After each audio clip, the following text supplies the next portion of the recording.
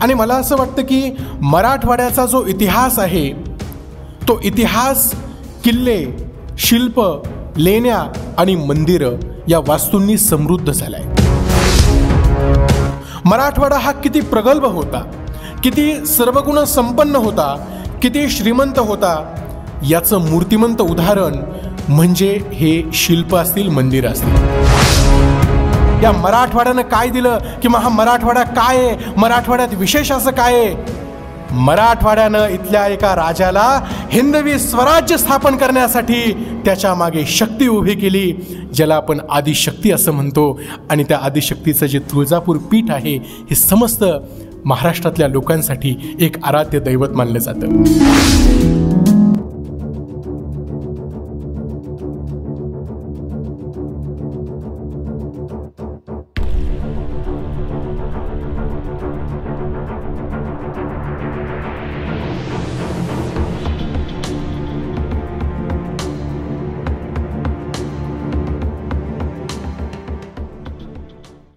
मंचावर उपस्थित आदरणीय सूर्यवंशी सर, त्याचबरोबर या कार्यक्रमाला आवर्जून उपस्थित राहिलेले सर्व मान्यवर आणि आपण विद्यार्थी मित्र आणि मैत्रिणींनो, ज्यांचा उल्लेख मराठवाड्याचे सहकार महर्षी म्हणून केला जातो अशा आदरणीय बाळासाहेब पवार यांच्या स्मृतींना मी विनम्र अभिवादन करतो. मित्रांनो, आपल्याला माहिती आहे की बाळासाहेब पवार फाउंडेशनच्या संयुक्त विद्यमानाने व्याख्यानमाला नियमितपणे चालू असते आणि आज या सर्वांच्या काय म्हणता येईल मदतीनं मला तुमच्याशी संवाद साधण्याचा एक वेगळाच आनंद होतोय. संवाद साधण्याची ही संधी मिळाली त्याबद्दल एक कृतार्थतेची भावना माझ्या मनात आहे.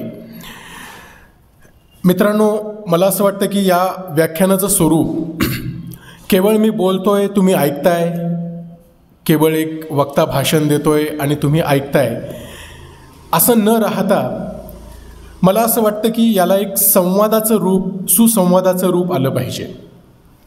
कारण की आपण जर सर पाहिलं की माझ्यापुढे बसलेला जो श्रोता वर्ग आहे तो युवक आहे आणि या युवकांच्या हातात, आपल्या सर्वांच्याच हातात देशाचं भवितव्य आहे, आपल्या मराठवाड्याचं भवितव्य आहे.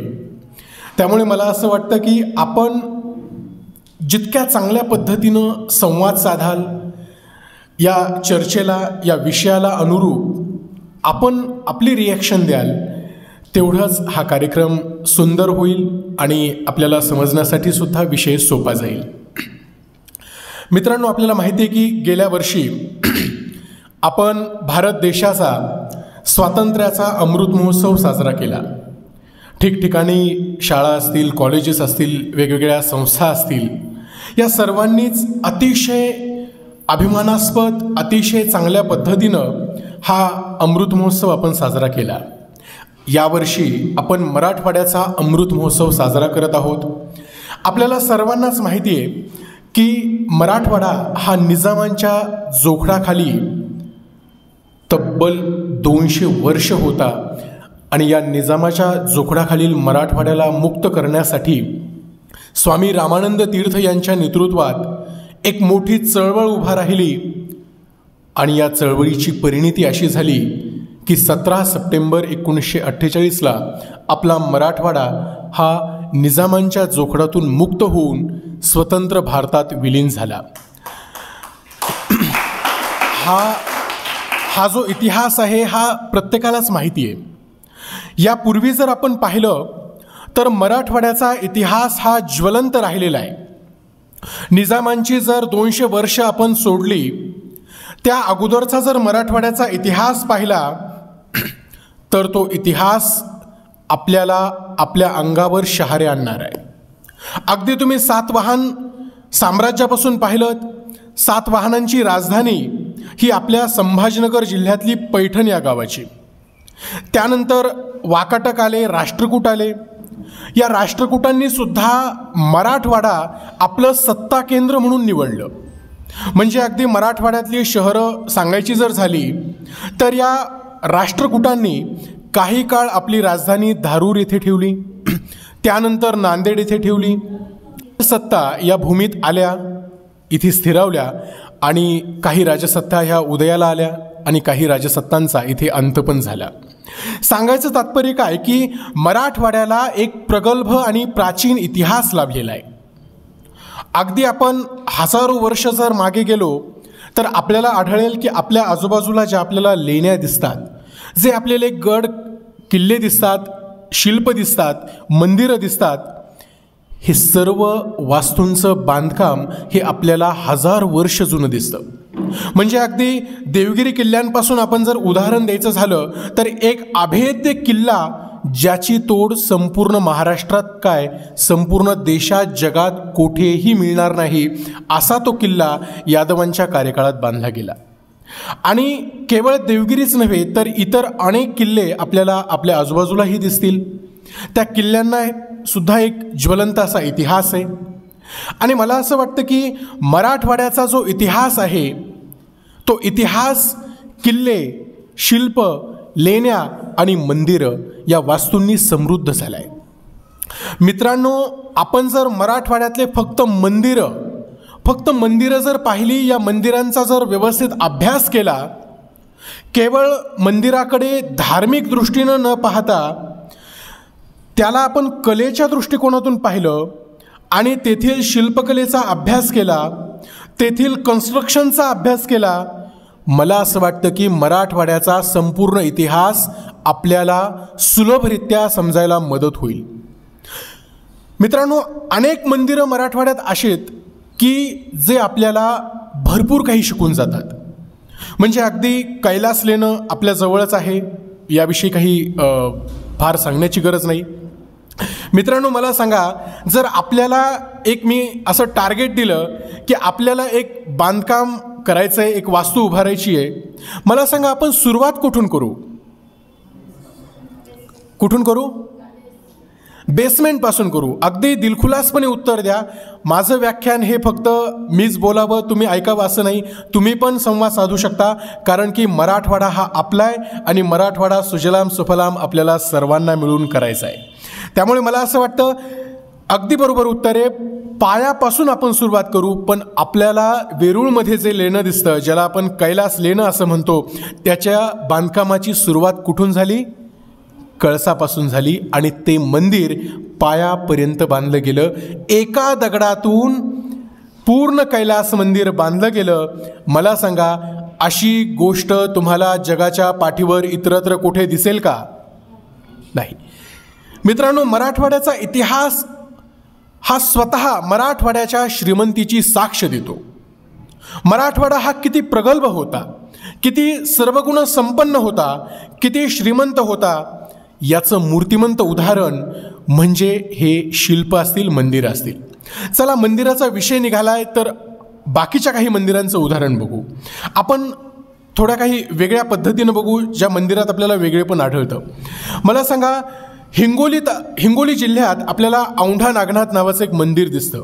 बऱ्यापैकी विद्यार्थ्यांना माहीत असेल. औंढा नागनाथ मंदिर किती जणांना माहिती आहे? माहीत नाही. मित्रांनो, हिंगोली जिल्ह्यात औंढा नागनाथ नावाचं एक मंदिर आहे आणि त्या नागनाथ मंदिरावरची जर आपण शिल्प पाहिली तर तुम्ही थक्क होऊन जाल.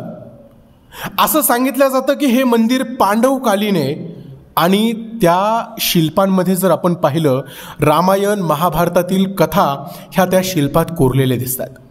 या मंदिराविषयी आणखीन एक वैशिष्ट्य सांगायचं म्हणजे आपल्याला शिव मंदिरात नंदी हा भगवान शिवाच्या पुढे दिसतो, तर त्या मंदिरात हा नंदी भगवान शिवाच्या मागे आहे, मंदिराच्या मागे स्थित आहे. मित्रांनो, हे वेगळेपण आहे. मराठवाड्यात काय आहे असा प्रश्न पुणे मुंबईत बसून विचारणं हे सोपं आहे. पण मराठवाड्यात काय वेगळेपण आहे हे जर पाहायचं असेल तर तुम्हाला इथे यावं लागेल. अनेक मंदिरं असे आहेत की ज्याची रचना ही केवळ आणि केवळ एक आश्चर्यच आहे. मंदिराच्या थोडं पुढे जर आपण पाहिलं तर इथलं समाज जीवनसुद्धा आपल्याला एक वेगळ्याच पद्धतीचं दिसतं. म्हणजे इथे विविधता आढळते. मुख्यत्वे आपण जर पाहिलं मराठवाड्याचा माणूस म्हटलं की आपल्यासमोर येतो एक साधा भोळा माणूस. आणि हा साधा भोळा माणूस मुंबई आणि पुण्याच्या शहरी जीवनात लवकर वेगळा पडतो. म्हणजे मराठवाड्यातला एखादा माणूस जर मुंबईत पहिल्यांदाच गेला तर तिथे लगेच त्याच्याकडे नखशिखांत पाहिलं जातं आणि त्याच्याकडे पाहून काय रे बीडचा आहे का, किंवा काय रे तू औरंगाबादून आला का, असं विचारलं जातं. मित्रांनो, याच्यात न्यूनगंड बाळगण्यासारखं काहीच नाही. अनेकदा आपल्याकडला माणूस, मराठवाड्याचा माणूस हा जेव्हा मुंबई किंवा पुणे किंवा तत्सम शहरामध्ये जातो त्यावेळेस त्याला एक स्वतःलाच न्यूनगंड वाटायला लागतो. अरे आपण कुठेतरी कमी आहोत, आपण मराठवाड्यातले आहोत, आपण ग्रामीण भागातून आलोत. त्यातल्या त्यात कन्नडसारखा भाग जो आत्ताच आमची चर्चा झाली सूर्यवंशी सरांसोबत, कन्नडसारखा भाग, कन्नडच नाही तर सीमावर्ती भागात मराठवाड्यातल्या अनेक अशी गावं आहेत सर की जे विकासापासून उपेक्षित आहेत. म्हणजे सीमावर्ती भागात होतं काय की यांना वाटतं ते विकास करतील, त्यांना वाटतं हे विकास करतील. या दोलायमान स्थितीत अनेक गावं विकासापासून वंचित राहिलेत. पण याच्यात न्यूनगंड वाटण्यासारखं काहीच नाही. शासनाने मदत केली पाहिजे, आपण सर्वांनी विकास झाला पाहिजे, हा एक हट्ट ठेवला पाहिजे, हे अगदी बरोबर जरी असलं तरी ही पण बाजू तितकीच गरजेची आहे की आपण जरी विकासाच्या बाबतीत मागे असलो तरी आपली जी मानसिकता आहे ती नेहमीच पुढारलेली पाहिजे. डॉक्टर बाबासाहेब आंबेडकरांनी नेहमीच सांगितलं आहे की आपला पोशाख असेल, आपली परिस्थिती ही गरीब असेल, पोशाख साधा असेल, पण विचाराने माणूस नेहमीच अग्रेसर पाहिजे. आणि मला असं वाटतं की मराठवाड्यातल्या युवकांना ही एक त्यांनी खूणगाठ बांधणं खूप गरजेचं आहे. मराठवाड्यातला माणूस जेव्हा इतरत्र जातो तेव्हा त्याची भाषा ही पहिल्यांदा लक्षात येते, कारण की या भाषेतसुद्धा खूप वैविध्य आहे मित्रांनो. म्हणजे मराठवाड्याची भाषा जर आपण पाहिली, आता कन्नडसारखा भाग, इकडून जर आपण पाहिलं खानदेश आहे, इकडून मराठवाडा आहे, इथे पण खानदेशी थोडा प्रभाव जाणवतो आपल्याला. अगदी आम्ही हिंगोली साईडला जर पाहिलं तर तिकडे आम्हाला वैदर्भीय भाषेचा प्रभाव जाणवतो. म्हणजे विदर्भ, त्या काळात जर आपण पाहिलं तर विदर्भावर हिंदी भाषेचा पगडा, कारण की विदर्भ मुळातच मध्य प्रदेशचा भाग होता स्वातंत्र्यापूर्वी, तिथे हिंदी भाषेचा प्रभाव. आम्ही जर लातूर, धाराशिव या जिल्ह्यांकडे पाहिलं तिथे आम्हाला कानडी भाषेचा प्रभाव जाणवतो. म्हणजे आपण जसं विचारतो काय करतोस रे, काय करतोयस, असा प्रश्न विचारतो. लातूरकडले लोक काय करू लल्ला रे, लल्ला, जेवण करू लल्ला रे, येऊन लल्ला रे, असा एक कानडी टोन त्यांच्या भाषेत आपल्याला जाणवतो. मित्रांनो, हे काय आहे, हे एक विविधता आहे, ही एक विविधता आहे. आणि त्यामुळेच मराठवाड्याची जर खरी संस्कृती जर आपल्याला पाहायची असेल, शिकायची असेल, किंवा जे दुर्लक्षित वैभव आहे ते जर आपल्याला पाहायचं असेल तर इथली भाषा, इथलं लोकजीवन, समाजजीवन, त्याचबरोबर इथल्या वास्तू अभ्यासणं तितकंच गरजेचं आहे. मित्रांनो, भाषा हा तर एक मुख्य घटक आहेच, पण त्याबरोबरच आणखी एक घटक मराठवाड्यात प्रामुख्याने आपल्याला विशेषतः आढळतो, तो म्हणजे आहार संस्कृती. इथली खाद्य संस्कृती पण इतकी विकसित आहे आणि इतकी इंटरेस्टिंग आहे, तुम्हाला काय सांगू. इथे आता माझ्या तमाम भगिनी बसल्यात, भाऊ बसलेत. मी जर तुम्हाला इथली खाद्य संस्कृती सांगायला लागलो तर मी चॅलेंज देतो, तुमच्यापैकी सगळ्यांच्या तोंडाला पाणी सुटेल अशी खाद्य संस्कृती. मित्रांनो, मला सांगा, मला काही प्रश्नांची उत्तर द्या. मला मिसळपाव खूप आवडतो. मला सांगा बरं, मिसळपाव कुठे छान मिळतो आपल्या महाराष्ट्रात? मिसळपाव छान कुठे मिळतो माहीत नाही. मिसळपाव पुण्याला छान मिळतो. मला सांगा, वडापाव कुठे छान मिळतो? वडापाव कुठे छान मिळतो? मुंबईला. येस.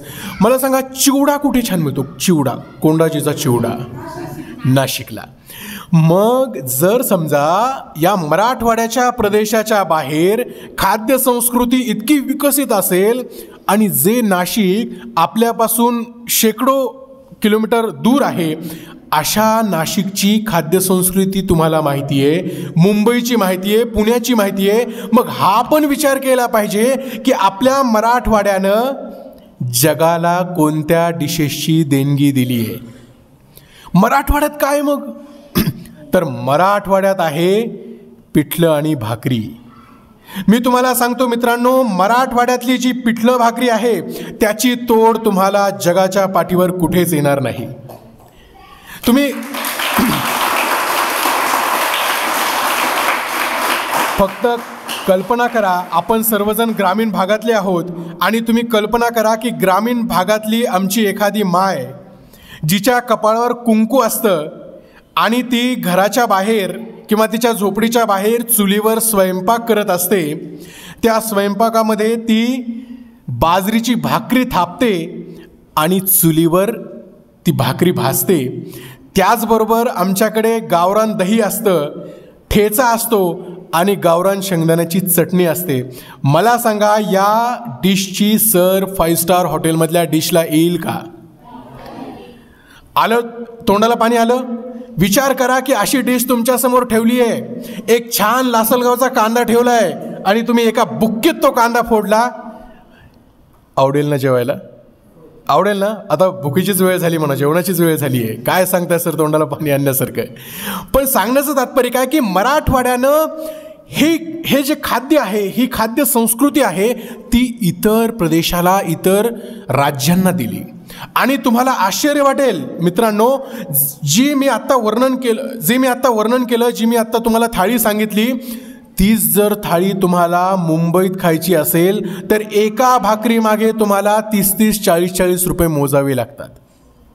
ही आपल्या मराठवाड्याची देणे. पण बऱ्याचशा लोकांना हे माहीत नाही. आज मराठवाड्यात स्पेशल काय म्हटलं की आपल्या समोर प्रश्न पडतो की यार मराठवाड्यात काय स्पेशल? मला तर काही स्पेशल दिसत नाही.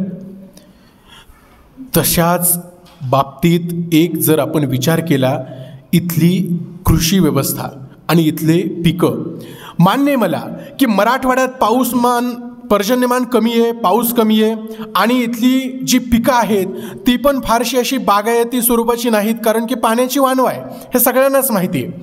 पण तरीही जर आपण पाहिलं, या मराठवाड्यानं आपल्याला अनेक फळं, अनेक पिकं असे दिलेत ज्याला GI नामांकन आहे. मला सांगा, जर तुम्हाला संत्री खायची असेल तर तुम्ही कुठे जाल? नागपूरला जाल. करेक्ट. जर तुम्हाला आंबा खायचा असेल तर तुम्ही कुठे जाल? कुठे? रत्नागिरीला जाल. जर तुम्हाला केळी खायची असेल तर कुठे जाल?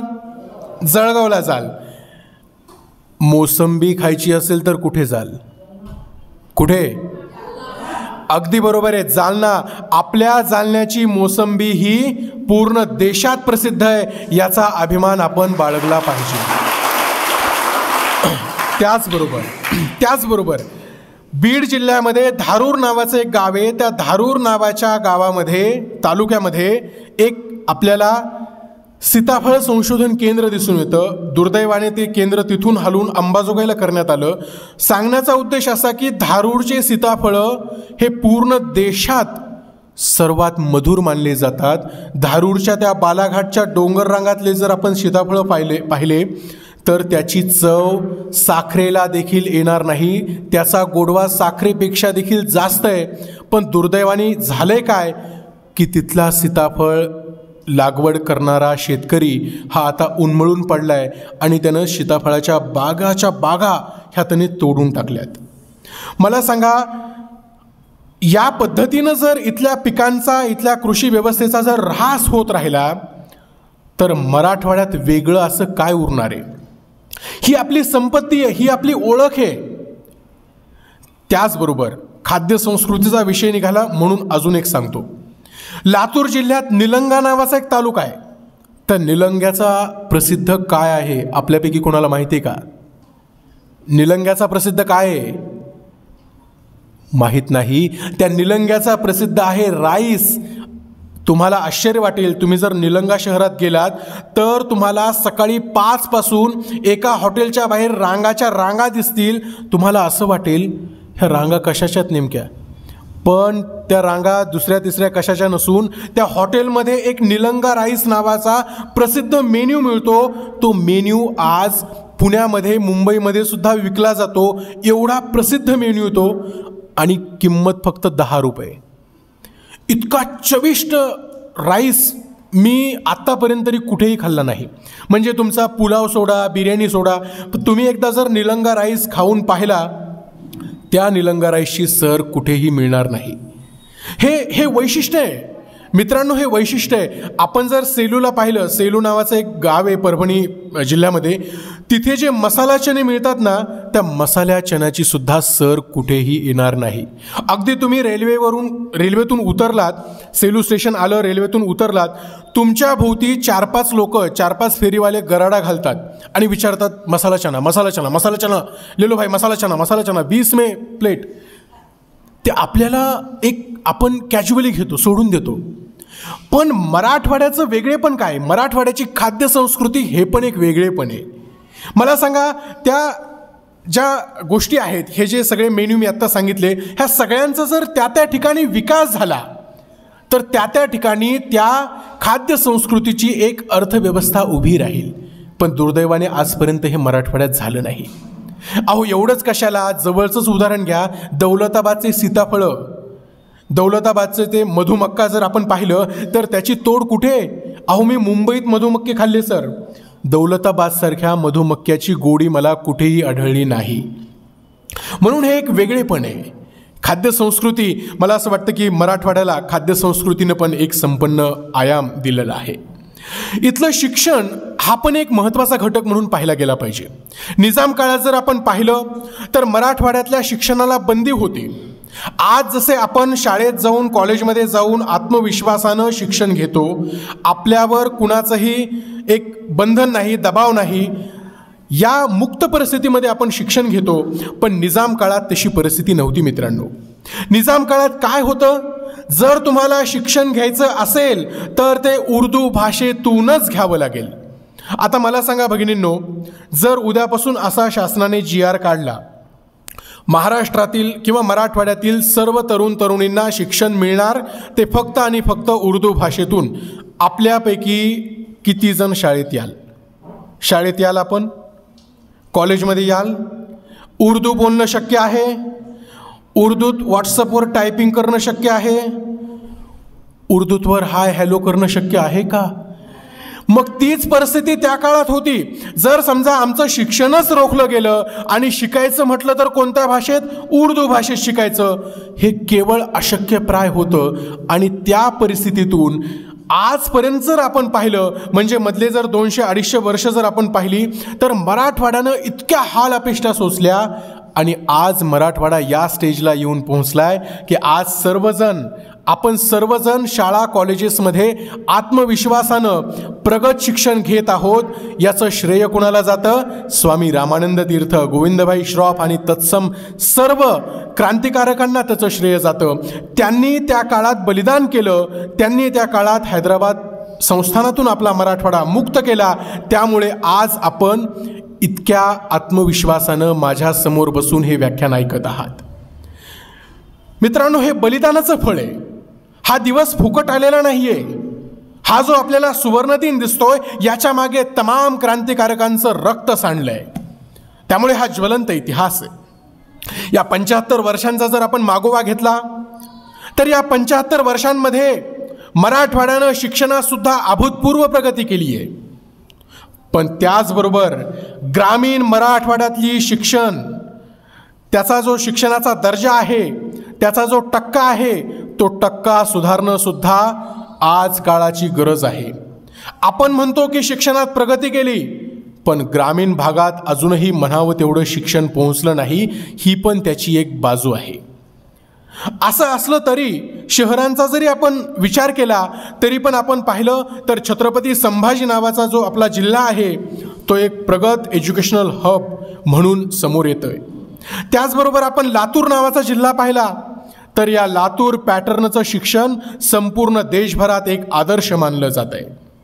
आज पुणे मुंबईसारख्या ठिकाणी मी जातो त्यावेळेस मला असं दिसून येतं की पुण्यातल्या कोचिंग क्लासेसच्या खाली एक मला टॅगलाईन दिसते, येथे लातूर पॅटर्ननुसार अभ्यासक्रम घेतला जातो आणि शिक्षणाच्या माहेरघरी मला माझ्या मराठवाड्यातल्या एका जिल्ह्याचं नाव दिसतं, तेव्हा माझा ऊर अभिमानाने भरून येतो. त्यामुळे मराठवाड्यानं काय केलं, 75 वर्षात काय केलं किंवा काय कमावलं याचा विचार करत असताना शिक्षण क्षेत्रामध्ये जी झेप घेतली याचा पण विचार होणं गरजेचं आहे.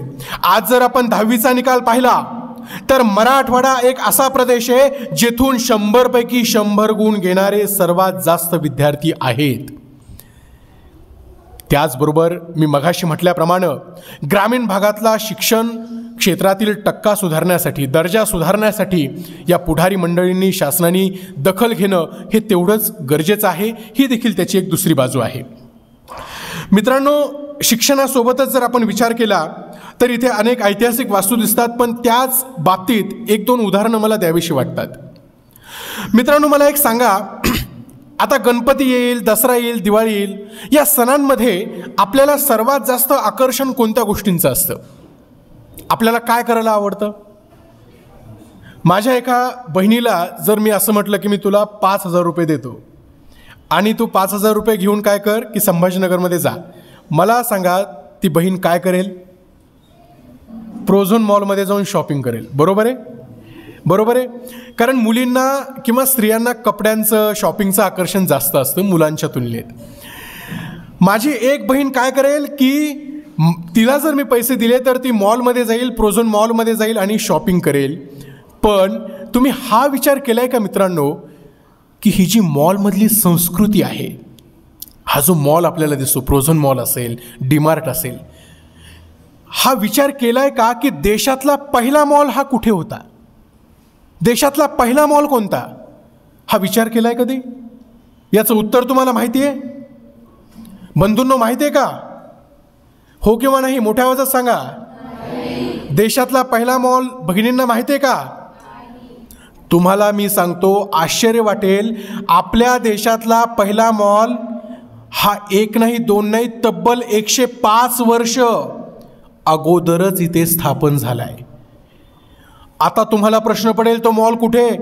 तर तो मॉल मराठवाड्यात आहे. तो मॉल मराठवाड्यातल्या लातूर शहरात आहे, ज्याला आज सर्वजण गंजगोलाई या नावाने ओळखतात.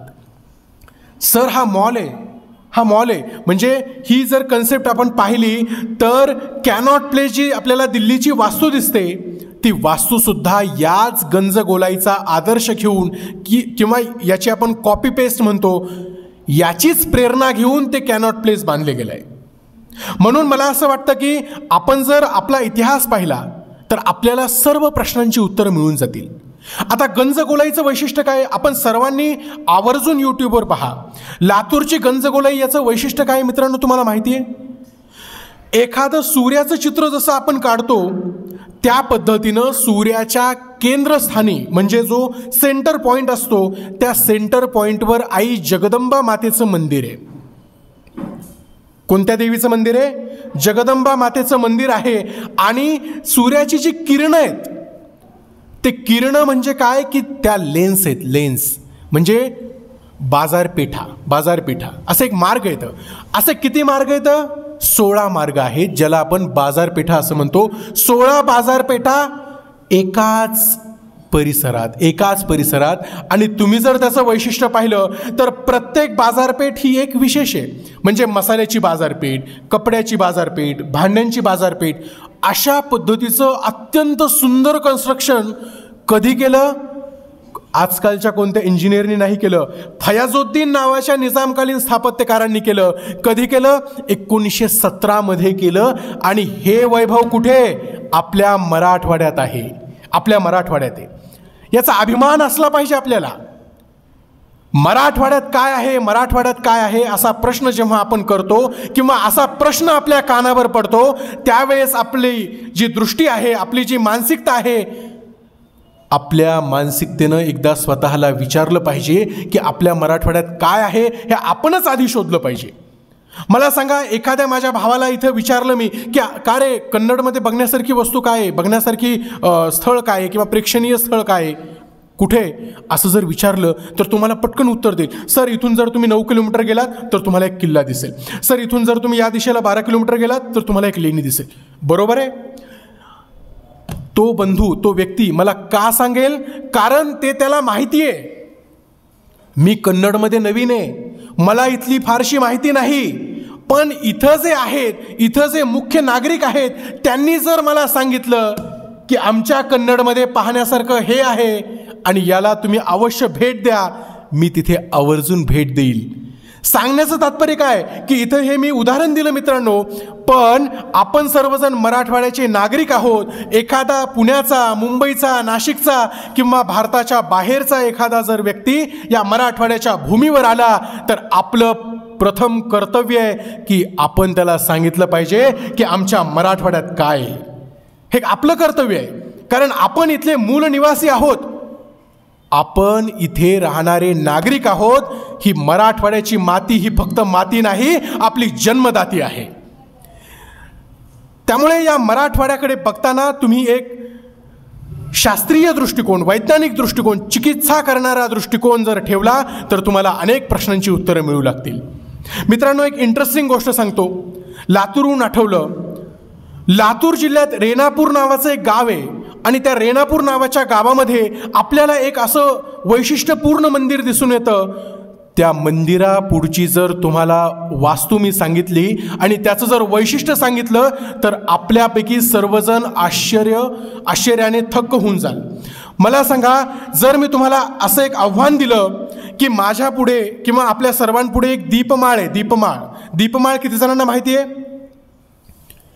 किती जणांना माहिती आहे दीपमाळ म्हणजे देवीच्या मंदिरासमोर आपण बघतो की एक उंच मनोरा असतो, दगडी मनोरा असतो आणि त्या मनोऱ्यावर आपण वेगवेगळे दिवे लावतो, दिव्यांची आरास मांडतो आणि त्या पद्धतीचं ते मनोऱ्याचं कन्स्ट्रक्शन जे असतं त्याला आपण दीपमाळ असं म्हणतो. दीपमाळ प्रत्येकानेच पाहिली असेल.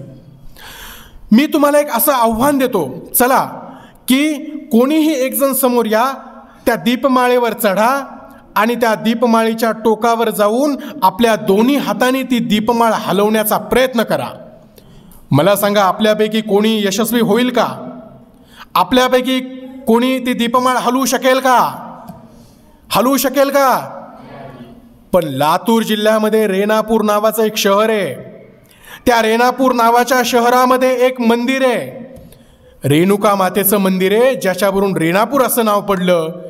त्या रेणुका मातेच्या मंदिरासमोर एक दीपमाळ आहे, जी दीपमाळ एक व्यक्ती हलवू शकतो सर, फक्त एक व्यक्ती. माझं जर बोलणं खोटं वाटत असेल तर तुम्ही त्या स्थानाला भेट द्या. तिथे हलती दीपमाळ, या ठिकाणी ते बोर्ड लावला आहे, ते सगळे वैशिष्ट्य तिथं मांडलेले आहेत. सांगण्याचं तात्पर्य काय की आपल्या मराठवाड्यात वेगळेपण काय आहे तर हे वेगळेपण आहे. मित्रांनो, मला महाराष्ट्राच्या पाठीवर कुठेही असं कन्स्ट्रक्शन दिसलं नाही.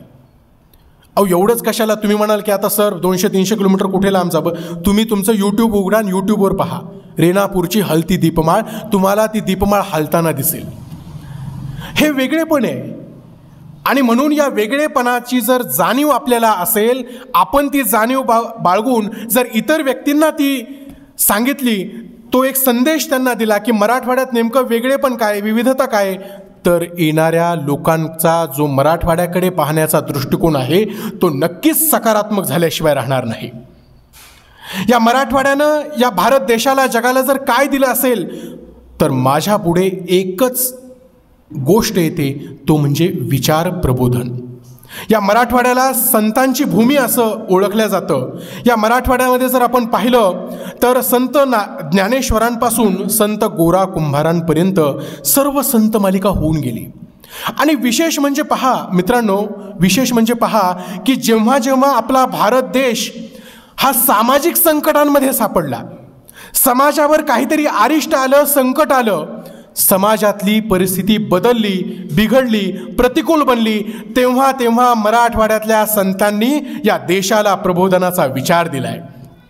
जरा पहा, 12व्या शतकांमध्ये जाऊन जर पाहिलं काय होती परिस्थिती. आज आपण जातीभेद म्हणतो. अहो, जातीभेदाचे सर्वात जास्त चटके तर संत ज्ञानेश्वरांना बसले, तेही त्यांच्याच जातीतल्या व्यक्तींकडून. हे किती भयाने.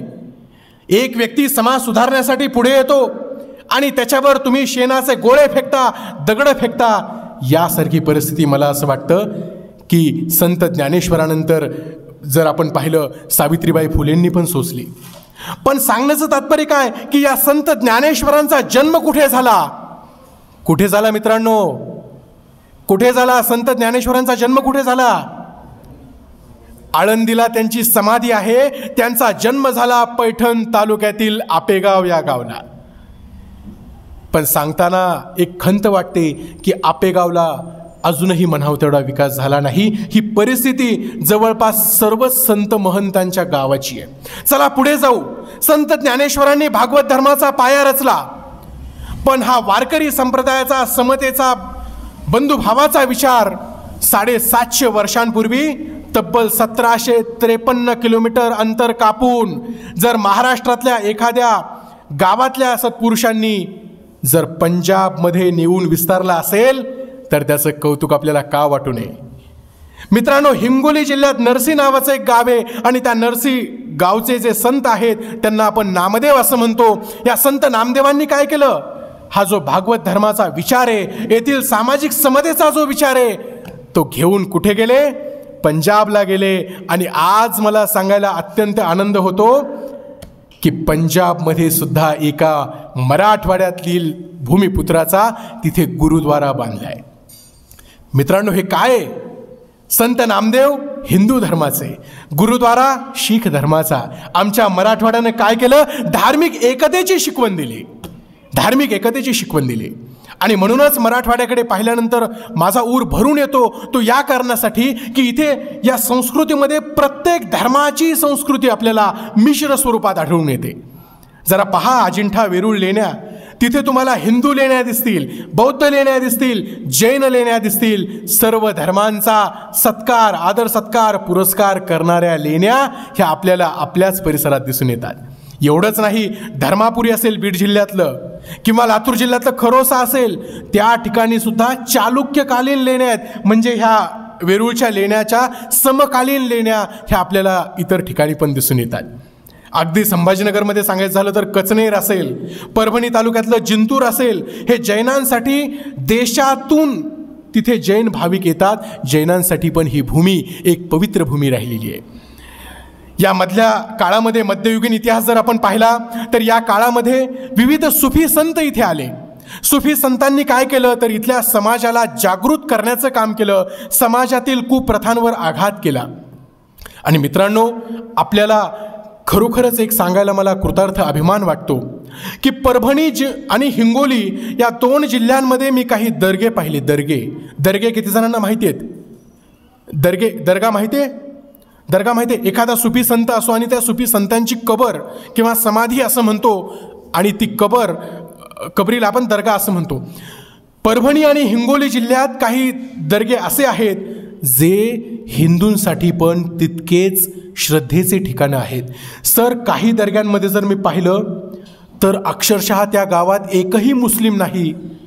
त्या दर्ग्याची पूजा अर्चना हिंदू बांधव करतात.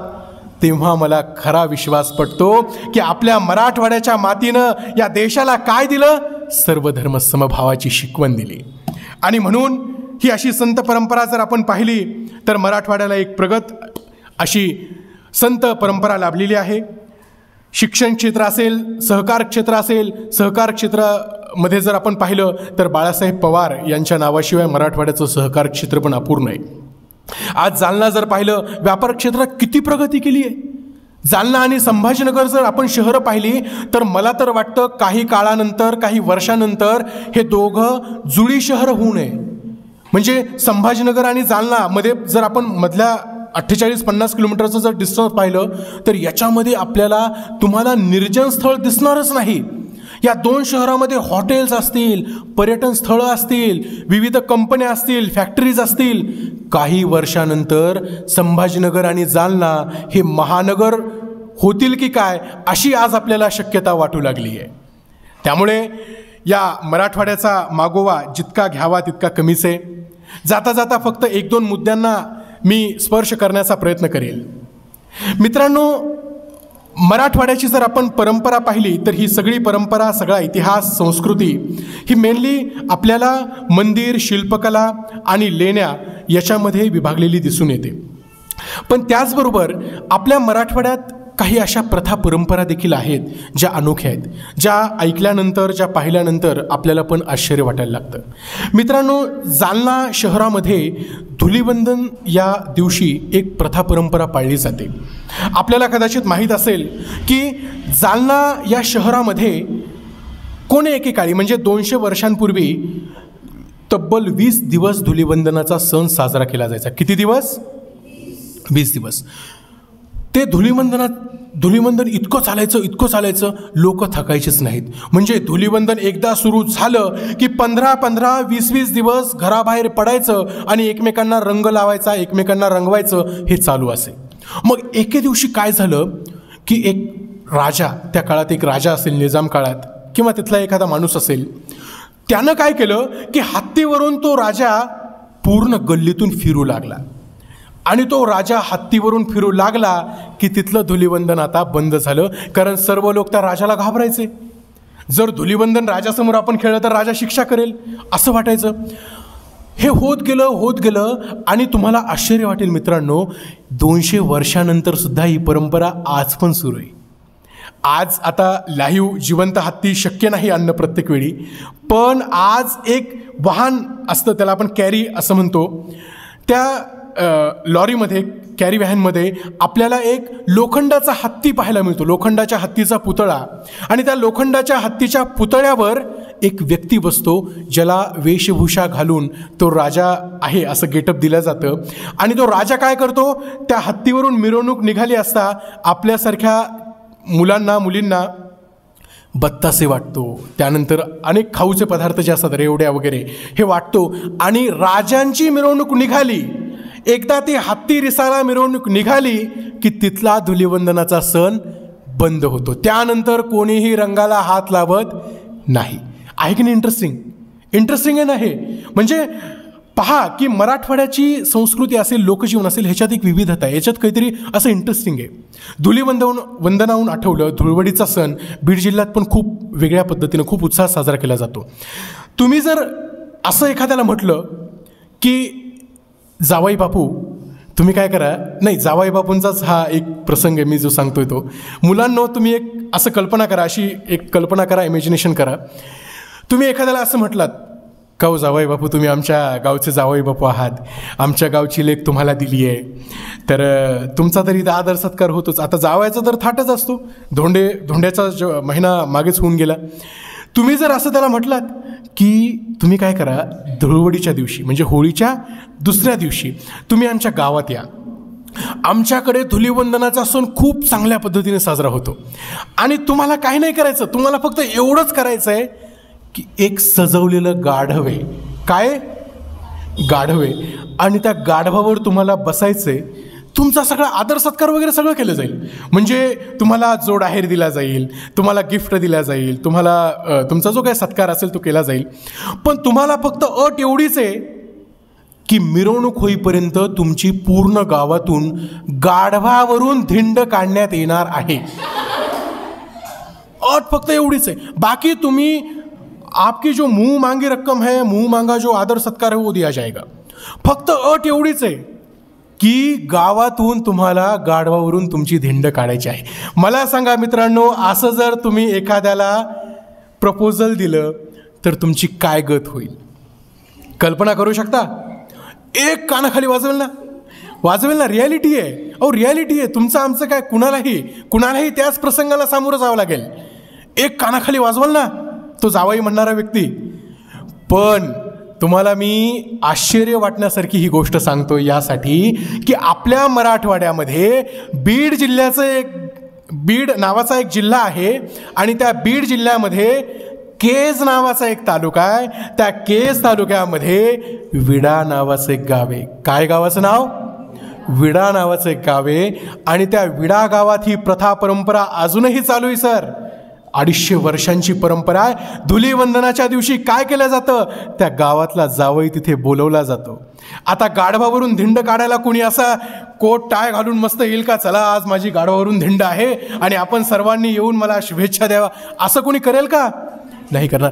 तर त्याला लाडीगोडी लावून आमिष दाखवून लाडीगोडीनं त्याला गावात आणलं जातं, त्याची धिंड काढल्या जाते आणि त्यानंतर त्याला आदर सत्कार केला जातो.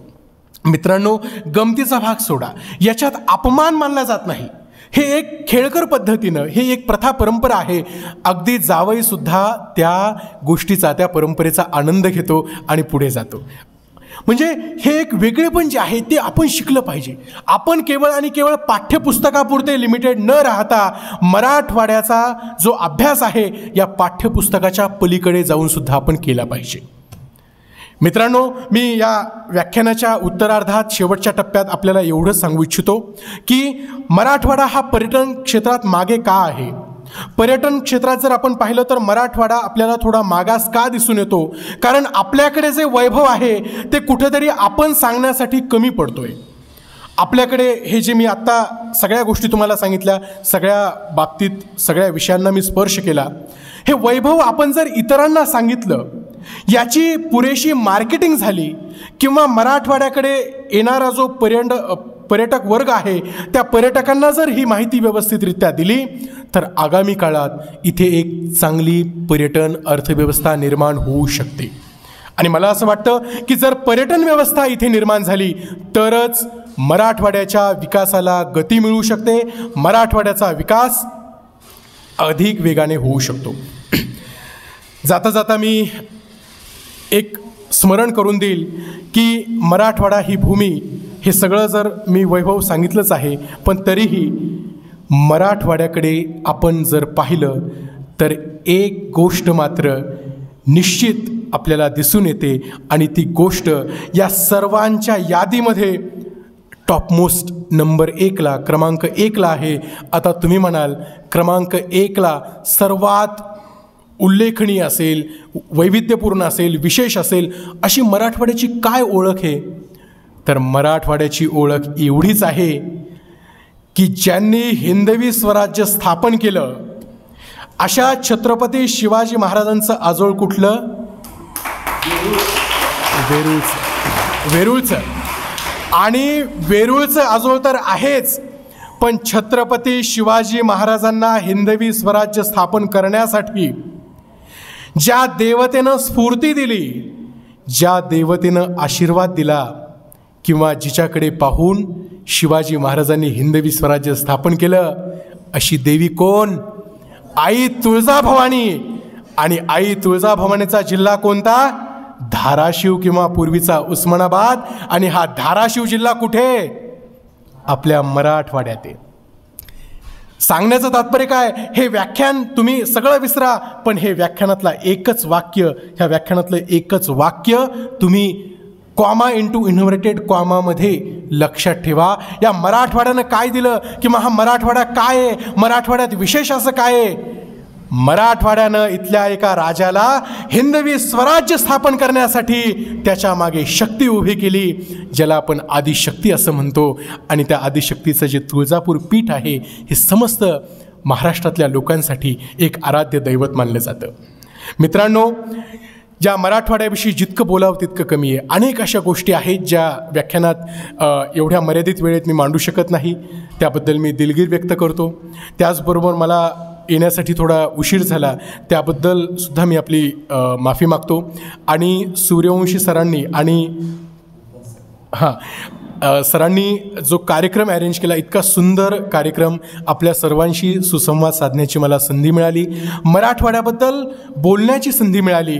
खास करून मराठवाड्याबद्दल जेव्हा वक्ते बोलतात त्यावेळेस इतिहास, निजामकालीन इतिहास, स्वातंत्र्यलढा याच्यावर जास्त भर दिला जातो.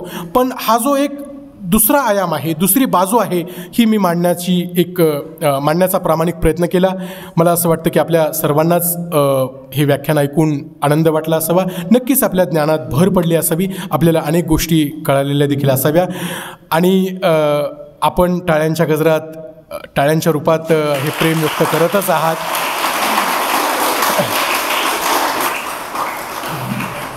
व्याख्यान जसं जसं शेवटच्या टप्प्यात येईल तसं तसं हे टाळ्यांचं जे प्रेम आहे मधून कुठेतरी उमाळा येत होता या प्रेमाला, त्याबद्दलसुद्धा मी आपले आभार मानतो. आपण सर्वांनी इतक्या शांततेत हा कार्यक्रम ऐकला त्याबद्दल मी आभार मानतो आणि माझं मनोगत इथे संपवतो. जय हिंद, जय महाराष्ट्र, जय मराठवाडा.